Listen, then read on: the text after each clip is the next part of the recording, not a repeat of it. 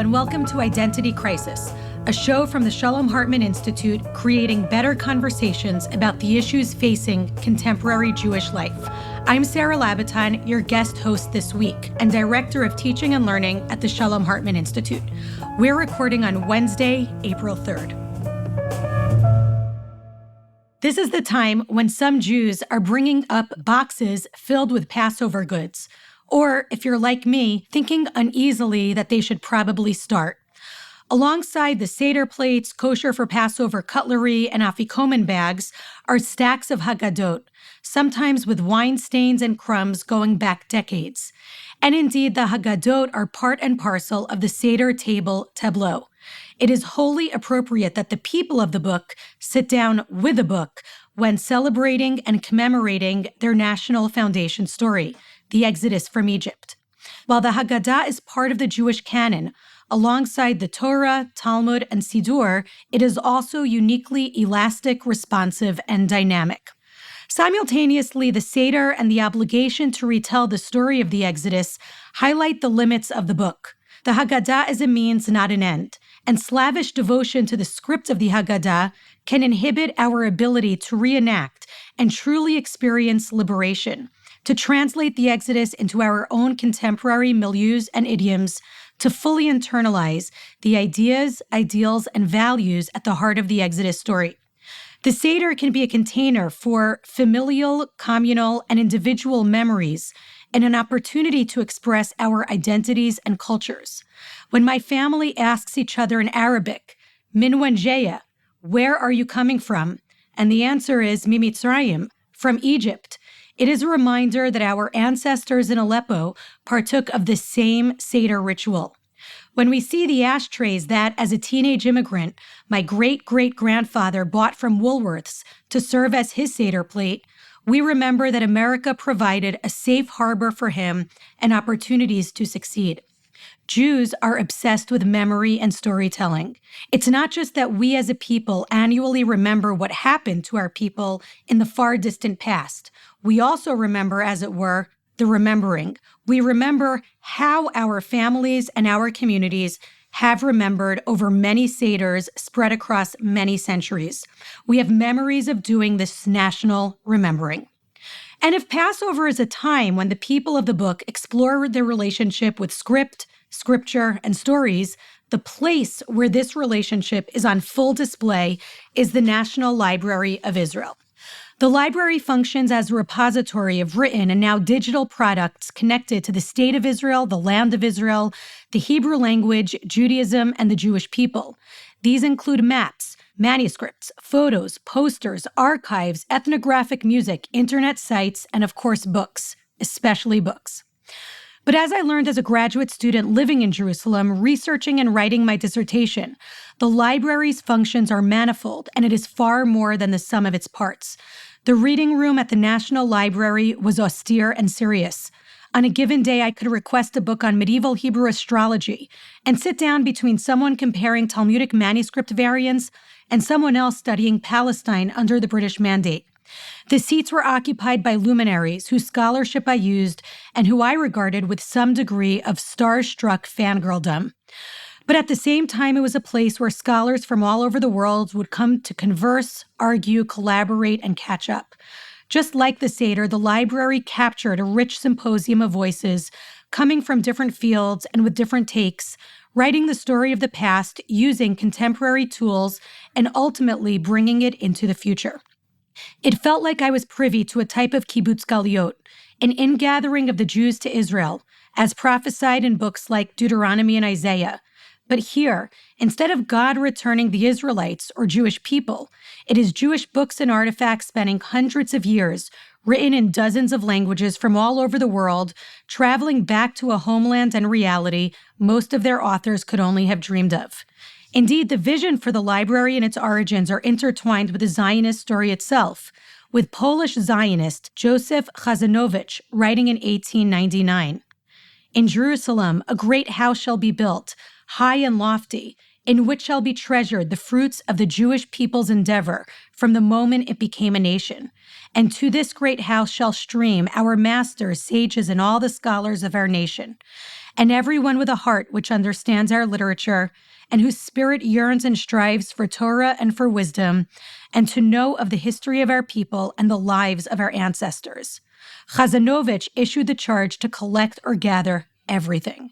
At the Third Zionist Congress in 1899, in fact, he refused to shake the hands of the young scholar Joseph Klausner, who did not send his written works promptly enough. For Chazanovich, the library was a symbol of a national movement, nothing less than the renewal of a people, culture, and language in their home. The National Library has been in the news recently, partly because of the major renovation it just underwent. The library was scheduled to reopen on October 17th. What was supposed to be a celebration of another milestone in the 130-year history of this institution had to be postponed. There is another reason, however, why the library is making news. The library has set out to collect, document, and archive any and all materials related to October 7th and the subsequent war in Gaza. In this sense, the library holds both the miracle and trauma of modern Israel, the treasure side by side with the tragedy. At a point when history is being written, this is a massive assumption of responsibility on the part of the library to document this moment and ultimately shape how it is remembered for generations to come. Like the Seder, the National Library has books at the center, but also embodies the national memory of the State of Israel and of the Jewish people, with all the complexity and tension that entails. With me today to unpack some of this is Dr. Raquel Ukeles, the head of collections of the National Library of Israel, before which Dr. Ukeles served as the curator of the library's Islam and Middle East collection. Thank you so much for being here with us today. Thank you, Sarah. What a phenomenal introduction to the library. I feel like you went right to the heart, both of what the library set out to do 130 years ago, and also the depths of the pathos of the work we're doing now.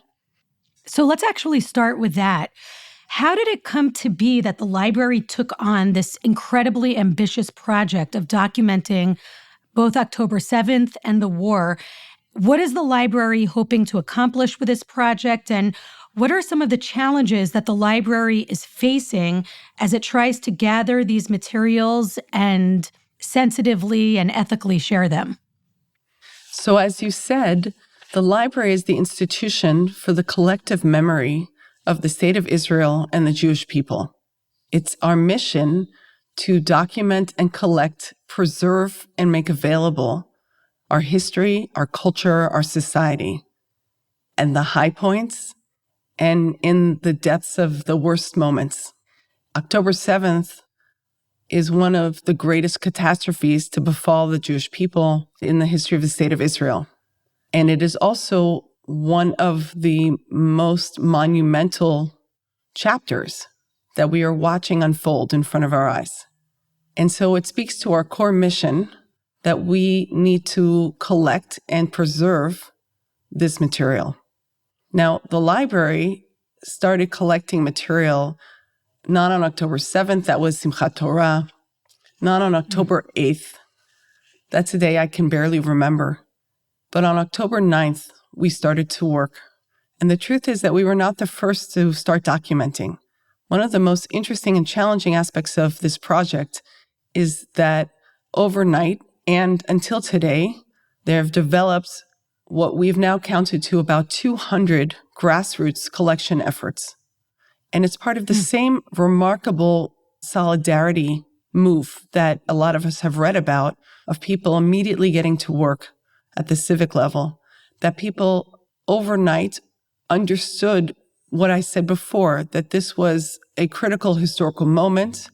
I think we all watched in horror how immediately people began to deny what happened.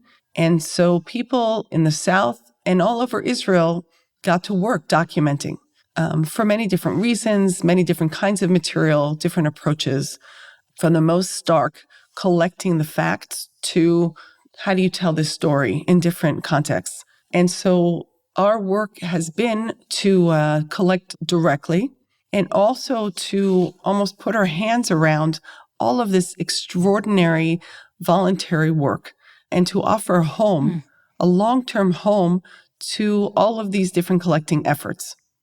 We're actually hosting a conference this Sunday, April 7th, which is exactly 6 months from October 7th. And we are gathering this community of hundreds of people who are documenting October 7th and bringing them together in a lot of cases to see each other for the first time, because it's a community that developed virtually and digitally on WhatsApp and email exchanges. And so they're all coming together to Jerusalem.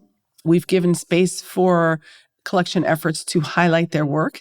And we're going to get into some of these ethical dilemmas that you referenced.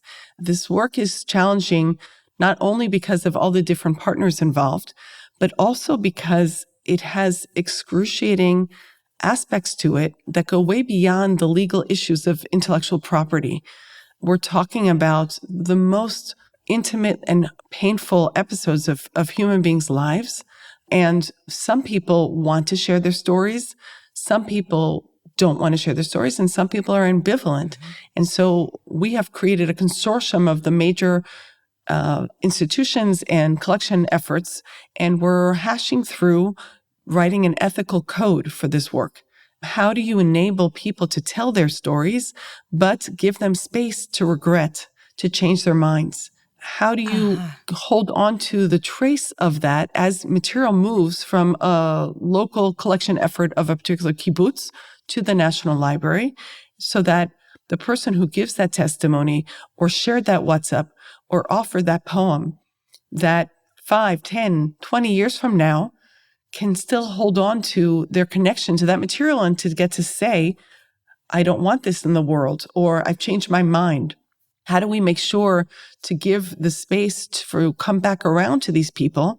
Because how they think about October 7th and this period, which is still ongoing, that are thinking about it is evolving, and to allow for that evolution. And so just in these first few moments, we're touching on many different challenges of this work, because on the one hand, it's about collecting as much as possible that moment-to-moment set of facts of what happened, and, to try to create a trusted repository, an authentic record, but also recognizing that as this critical moment in Israeli history, we're going to be chewing on this for a very long time. And so it's both that moment, but also the span that's at this point open-ended.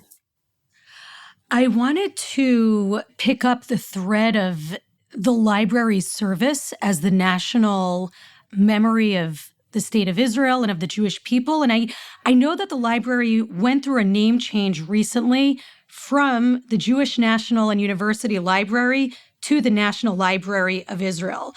And I think that this recent name change reflects the diversity of people who can claim this library as their own. And it begs the question of who the library belongs to and who belongs to the library. So I wanted to ask you about two specific sites where tension or dilemmas might manifest. First, the library, like you said, is a repository of national memory for a Jewish state with non-Jewish citizens. And second, the library is also the repository of national memory for the entire Jewish people, more than half of whom live outside of Israel. So let's start with how the library wrestles with the responsibility of serving minority populations, specifically the non-Jewish citizens of Israel, a deep challenge that gets played out more broadly, of course, on the Israeli political, legal, and social scene in all sorts of ways.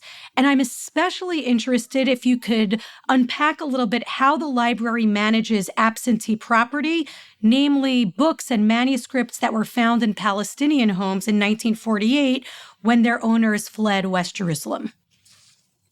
I always think of the library as a microcosm of Israel, both today and historically. And so the library was founded, as you mentioned, in the late 19th century as part of this revitalization of Jewish culture. And it was the project of cultural Zionists. It was their first project. The second project was the university, but the first project was to build a library, because the library is a way to do this ingathering of the exiles, this kibbutz galuyot. And in that case, it was the ingathering of Jewish culture. And so the first mission of the library was this collecting of the national memory at the ethnic understanding, and that is the Library of the Jewish People. In 1925, with the founding of the Hebrew University adopted the original library and changed the name from its original. It had a few names, but then it was the National Library in the Jewish national sense. And then they changed it to the Jewish National and University Library. When I first moved to Israel and started working at the library in the end of 2010, I naively thought it was the Jewish, University, and University Library, meaning it has three roles, right? The ethnic, the state, and the academic. And in funny ways, I was foreshadowing our current situation, but historically, it was Jewish-national, meaning it held on to this historical national understanding in the ethnic sense, and actually didn't shift after 1948. There was a kind of archaic understanding of nationalism, but it was primarily a university library with a universalist trajectory. In 2007, the Israeli parliament, the Knesset, passed the National Library Law and changed its name. And the shift was understood in a number of ways, starting with the idea that the country needed a national library that would serve in an active way as the collective memory of all the people in the country, but still holding on to its historical, ethnic, national role. And so, again, the library serves as a microcosm of some of the most existential challenges of Israeli society. And that is, what does it mean to be a Jewish and democratic state? What does it mean to be a national library of the Jewish people worldwide and the National Library of all the residents and citizens of this country? And as you put your finger on it, the litmus test for the way in which we serve both roles is, how do we serve the role of being the National Library for the non-Jewish residents and citizens of this country? The other litmus test is, how are we the Jewish library for Jews outside of Israel? Those are the two case studies, right? So if we start with the first one, the library has been collecting Arabic material for 100 years. This year, we're celebrating 100 years of the Arabic and Islam collection. And I always like going back to the founding of that collection because it speaks to the mission of the library and the potential role that the library can play in Israeli society. And that is, there were descriptions of the founding of this library, of the Arabic and Islamic library, in all the different newspapers at the time. In October, what's Chol HaMoed Sukkot, the middle of the Sukkot holiday in 1924, there was a modest celebration of science in Jerusalem. That's how they described it. There was a who's who of elite Jerusalem society that came, and the reports mention Muslims, Jews, local Christians, foreign European dignitaries, the British mandate officials, and the heads of the Zionist movement. And they all came to celebrate science. And the two speakers that day were Judah Magnus, who becomes the following year the first president of Hebrew University, and Chaim Weizmann, who becomes the first president of Israel. And they both spoke about the cultural humanistic aspects, I'm translating from the Hebrew, the cultural humanistic aspects of this library as a meeting place for scholars to come together and study together in this land. And that was in 1924. So the library has this extraordinary potential to be a space that belongs to everyone. And in fact, the slogan today of the library is Hasipur shel kulanu, that is, the story of all of us.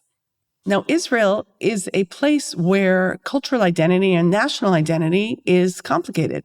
And so an institution like the National Library that has these clear Zionist roots, clear roots of being historically a Jewish national library, is not the most obvious candidate to be a library that belongs to everyone. That, I've always felt, is a responsibility that we need to actualize. And so I spoke about the potential of what the library can be, but it doesn't necessarily function that way. In order for it to function that way, we have to make sure that we, create a space that is welcoming and inclusive to everyone, and that we have materials and collections that meet different community needs, and programming that is interesting and attractive and engaging to different community groups. And it's true about the Arab-Palestinian community in Israel, but it's true about many other communities as well. So in the case of the Arab community, so within the building, when you walk around the new National Library, you'll see every sign in 3 languages. And that was actually a lengthy process that we went through, a transformational process of when the library speaks, who does the library speak to? And so today the library speaks in 3 languages, and that's very significant. We're a public institution. We're not required by law to speak in 3 languages, but it's part of our core mission. We have invested a significant set of resources in making historical Palestinian cultural material available and Islamic material available as part of our how do we engage different populations. We have a phenomenal array of educational programs for teachers and students, and somewhere between 30 and 40% of our teacher training programs are run in Arabic. So the library has made great strides in how do you actualize this potential. Now, I won't say that everything is perfect because it's an ongoing process. And on the one hand, there's always a question in terms of when you start to tell stories, whose stories are you going to tell? And to what degree are you going to focus on, the mainstream population? And to what degree are you going to try to expand the horizons of people who walk in? And so in certain areas, the library focuses on mainstream Hebrew Zionist culture. And in other places, we work very hard to expand people's horizons. For example, in our permanent exhibition, there you'll be able to walk through many different narratives and stories. You can walk through the whole place and focus on, one culture or one religion or one tradition. But it's designed to pique your curiosity to look beyond yourself, to see others, many different kinds of others. Certain areas, we still have a lot of work to do. You mentioned the collection that's called the AP collection, and that is part of our history, that the library in 1948, during the first phase of what becomes the Independence War, when there was fighting in neighborhoods all over West Jerusalem, so Hebrew University librarians were actively involved in collecting books, manuscripts, and periodicals from the homes of primarily wealthy, but, mostly intelligentsia families, Palestinian families in Western Jerusalem neighborhoods that today are very prestigious, primarily Jewish neighborhoods like Talbiya, Katamon, Baka. And the librarians in their own writing spoke about the moral dilemma they faced. There was widespread looting in these neighborhoods, and they were aware in a lot of cases of these libraries because there were famous Palestinian intellectuals, some of which had gone and used the library in the 20s and 30s and 40s. And they were very concerned that this material would be lost. But they were also aware that if they were to collect this material, they would be looting. And they did the moral calculation, and they came to the conclusion that it was better to collect this material than not, because neighborhoods they didn't make it to, that material disappeared. And so they collected about 30,000 volumes. They sorted it out. It is at a time when, in 1948, the library was in Mount Scopus and had become unavailable to Israeli scholars, and they were missing key research materials. And these materials, some of which were divided up by subject and provided access to these materials for local scholars. And the material at the beginning was recorded under the names of the families. They didn't know what was going to happen then, and they saw their work originally as a temporary collecting and looting effort. And then over time, these materials were cataloged, and they were cataloged in a kind of compromised position. On the one hand, they were cataloged not according to the family names, but under a unified label called AP, which followed a shift in thinking about Palestinian property in the Israeli government in the 50s. And so they were labeled separate, but the names of the families, in a lot of cases, were not preserved. And this kind of like gray status has continued until today. And so the AP collection is officially owned by the person who's called the custodian for absentee property, which is a position in the finance ministry. And the library has the mandate to preserve the material and make it available for scholarship. And so that's what we do. We do not have the authority to give the material away or to return the material to the families, the descendants of the libraries from which this material was taken. And the work that we've done in the last decade has been as much as possible to make the history of the collection accessible to scholars and to catalog all the materials in a way that they can be used and preserved. So, for example, we decided several years ago to scan the historical newspapers that were in this collection. And recently we decided to scan about 600 manuscripts that were in this collection. I personally all of them in Arabic, I'm assuming. The collection is primarily in Arabic, also Persian and Turkish. And the collection is a really interesting snapshot of intellectual history in the first half of the 20th century. And scholars use this material constantly. Now that it's online, scholars all over the world use this material. And so it's a little bit of a tikkun, a little bit of, a way of repairing this historical saga. And, I personally hope, for many reasons, I hope that there will one day in our lifetimes be permanent status negotiations between Israel and Palestine, and the material will find a home in a Palestinian cultural institution or back in the families. But that's Raquel personally. The library, again, doesn't have that mandate to make final decisions about the collection. So let's move to the second side of tension, the library's mission to serve as the national memory for the Jewish people worldwide. And I think that brings up interesting questions around what repatriation could mean in this context. Who owns Jewish books? Or put another way, what is the appropriate home for these treasures? Is it the place where it originated? Whether there are Jews there today or not? Is it among the descendants of the community that produced it or used it? Or is it Israel? Is Israel the rightful home for these works, the homeland and the gathering place of the Jewish people? And I guess this question percolated for me as I was reading the gorgeous, incredible new book you edited, 101 National Treasures from the National Library of Israel. And I was especially struck by the handwritten community ledger of Frankfurt am Main, which dates back to the 16th century, and among other things, tells the story of this community's role at the imperial court of the Holy Roman Empire. And I had spent a year teaching Jewish students in Frankfurt, and I could imagine it being meaningful for the community to have this snapshot of a period in the community's history. And as Frankfurt Jews today invest in education, community, and Jewish identity, having an object that demonstrates their roots in the city carries deep significance. So I'm wondering how the library approaches the question of where artifacts belong, how these decisions get made, and how the library interacts with the communities who are implicated in these objects.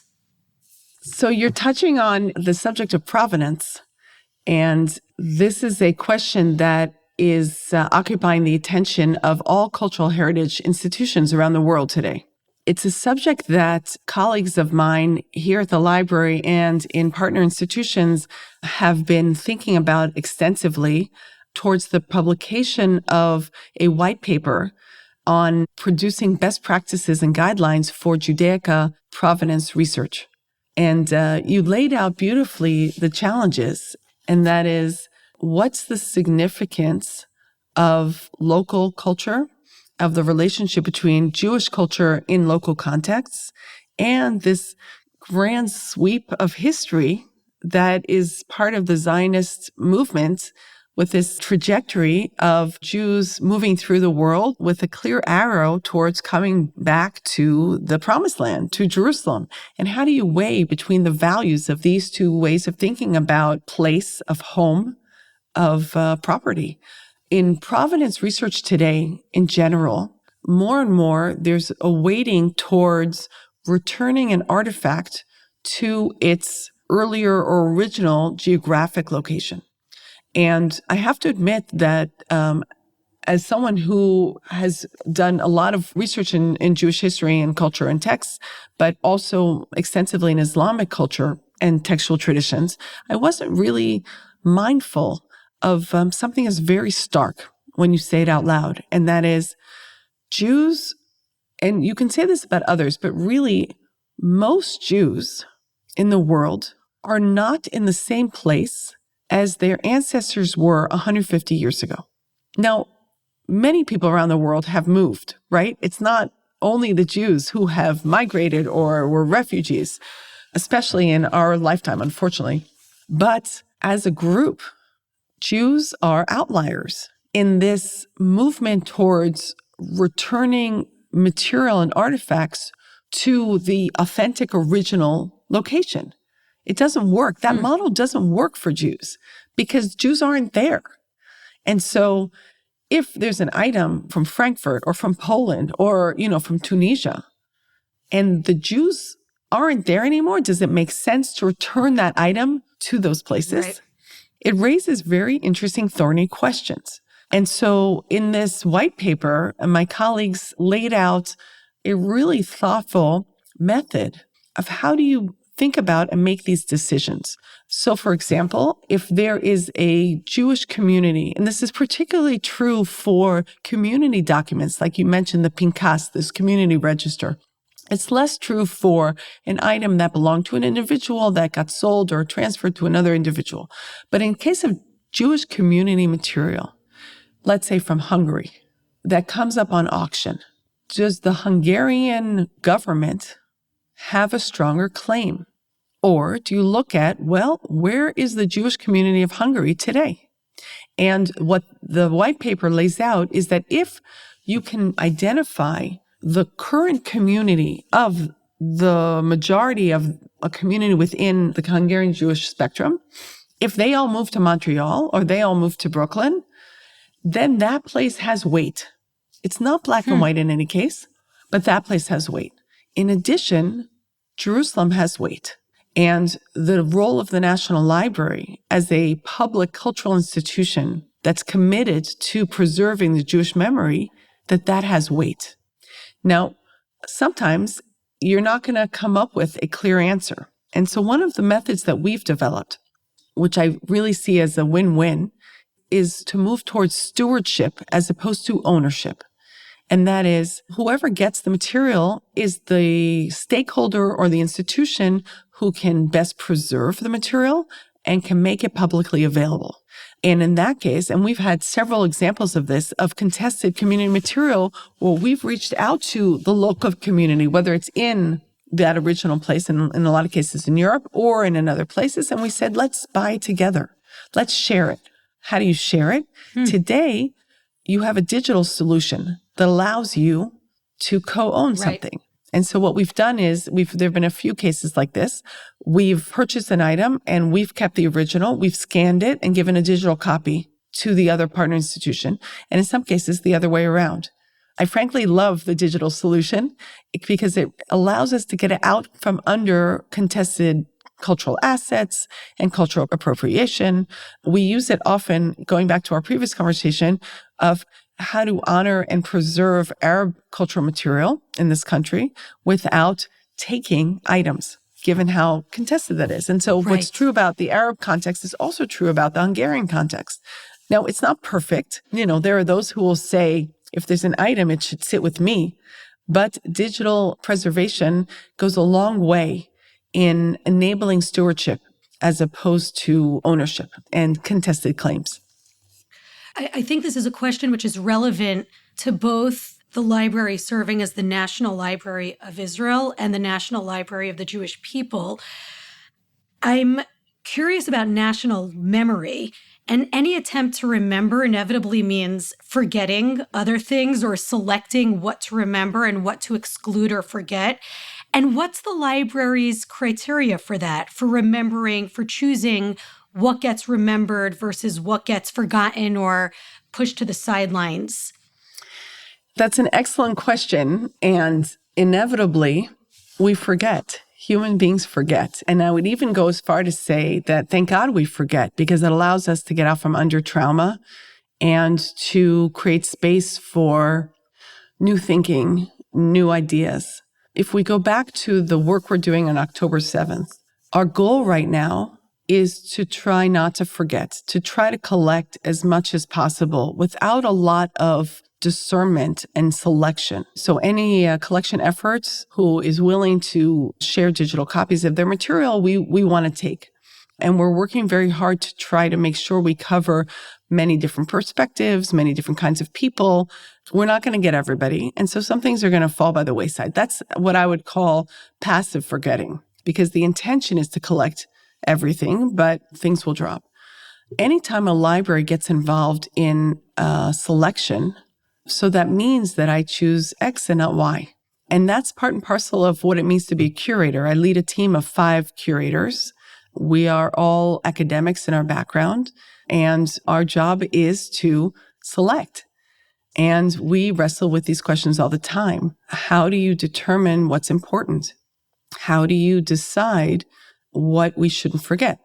So libraries have strategies for balancing these out. For example, in certain kinds of material, we choose blindly.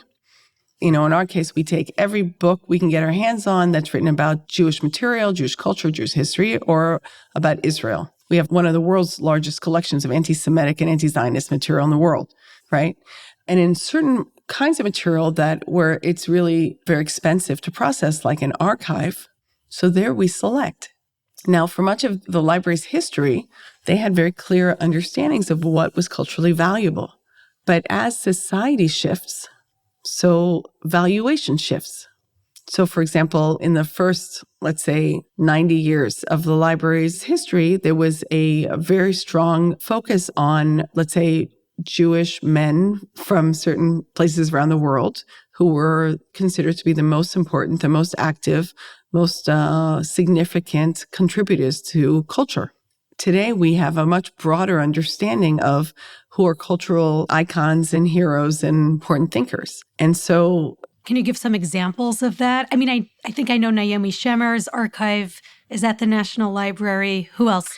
So Naomi Shemer's archive is from a long time ago, right? Naomi Shemer is one of Israel's iconic songwriter poets. We have Elza Lasker Schuler's archive. We have part of Leah Goldberg's archive. Leah Goldberg is a beloved writer of poetry and stories, both for children and for adults.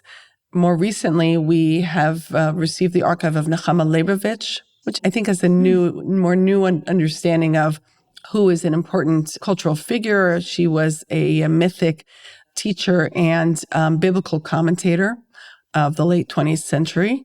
And Chana Senesh, who was a great Zionist pioneer and hero during World War II and was an extraordinary poet and writer. Her archive came to the library in the end of 2020 thanks to a wonderful gift by Uri and Mirit Eisen, great friends of the library. So over time, we've been expanding and broadening the circle of what is valuable. That's the other side of what do you not want to forget. So let's close with your vision for the National Library. And where do you see the meaning and significance of the library as a cultural institution and as holding the national memory of Israel and the Jewish people? So as you mentioned, the library was supposed to open our new building on October 17th. And on October 8th, we shut down several years of preparations for launching our new building and canceled about 20 different events. And we pivoted to getting the building open for the public. And we opened 3 weeks later. Since we've opened, the building has been packed. And people come from all over the country to see the gorgeous architectural features of this building, but also to find a space to think, to write, to dream, to breathe. And it's been unbelievable to witness what a space like a library can be today, because there's so many people who say, you don't need libraries anymore, it's all on your phone. But the National Library that we're witnessing right now can be the space that belongs to everyone. And my dream and vision for the library is to be that public square, to be the big tent for Israeli society. There are very few spaces in Israel that really belong to everyone, beyond the mall or the zoo, which are important cultural mixing places, but to be a place where culture in general is valued, curiosity is encouraged, and everyone's culture is considered, is not forgotten. And so my vision of the library is to keep building outward this space, to be a space of learning, to be a space of conversation and a kind of cultural watering hole, and a place that everyone can come find themselves, expand their horizons, discover new aspects of themselves and others, and to develop a much greater appreciation for the multiplicity of cultures and traditions in Israel. We're in this terrible time, and it's a time where it's very easy to forget what's valuable about living among others and among people who disagree with you and among people who see the world differently. The library can play a healing role, an educational role in helping us remember that that's the basis of a thriving society, of a thriving democracy. So that's my hope. Thank you so much, Raquel. And I do hope that everybody listening does have the opportunity to visit the library in the near future. Thanks. Thank you. Thanks for listening to our show, and special thanks to our guest host this week, Sara Labaton, and our guest this week, Raquel Ukeles. Identity Crisis is produced by me, Tessa Zitter, and our executive producer is Maytal Friedman. This episode was produced with assistance from Serena Shohet and edited by Gareth Hobbs at Silversound NYC, with music provided by SoCalled. Transcripts of our show are now available on our website, typically about a week after an episode airs. We're always looking for ideas for what we should cover in future episodes, so if you have a topic you'd like to hear about, or you have comments about this episode, please write to us at identitycrisis@shalomhartman.org. For more ideas from the Shalom Hartman Institute about what's unfolding right now, sign up for our newsletter in the show notes and subscribe to this podcast everywhere podcasts are available. See you next week, and thanks for listening.